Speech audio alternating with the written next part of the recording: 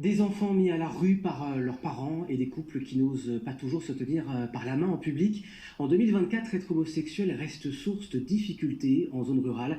C'est ce qui a conduit une association de Vesoul à fonder un festival de cinéma ouvert à tous. 14 films traitant de ce sujet qui a longtemps été invisibilisé sur grand écran. Frédéric Buridan et Lilia Audia. Le drapeau arc-en-ciel réchauffe les cœurs en ce mois d'octobre pluvieux. Michael devient le nouveau chef d'orchestre de ce festival LGBT unique dans la région. C'est Elisabeth Ducot, décédée en mai dernier, qui l'avait créé en 2022, un hymne à l'amour, à la tolérance. Si le 7e art, le cinéma, peut faire en sorte qu'il y ait moins d'échecs scolaires, moins de harcèlement scolaire, moins de harcèlement professionnel, moins de tentatives de suicide, moins de suicides, moins de fugues également, moins d'adolescents qui se retrouvent mis à la porte de chez leurs parents en raison de leur orientation sexuelle. Et je rappelle qu'hier, c'était la journée mondiale du coming out, donc n'hésitez pas, assumez-vous, soyez sûrs de vous. Pride fait partie des 14 films du festival. L'histoire se déroule en 1984, en Angleterre.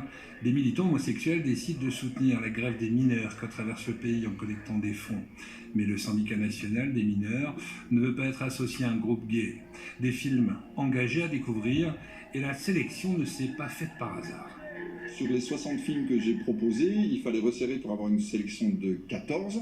Et dans les 14, avoir une proposition aussi sur ce qu'on appelle mémoire queer, donc c'est explorer, retrouver le patrimoine du cinéma, et d'avoir ici en programmation Querelle en version restaurée, c'est juste extraordinaire.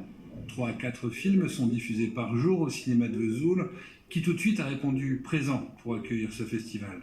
Dans la salle, les spectateurs adhèrent et surtout espèrent une évolution des mentalités.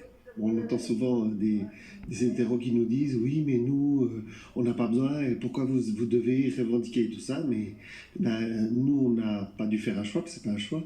On doit se justifier tout le temps, et parce qu'on est autrement, et ça ne fait pas partie du schéma traditionnel. Le festival se poursuit jusqu'au mardi 15 octobre, et Michael aimerait avec son association poursuivre d'autres actions, comme celle de proposer un lieu d'accueil LGBT à Vesoul pour que chacun puisse vivre comme il le souhaite.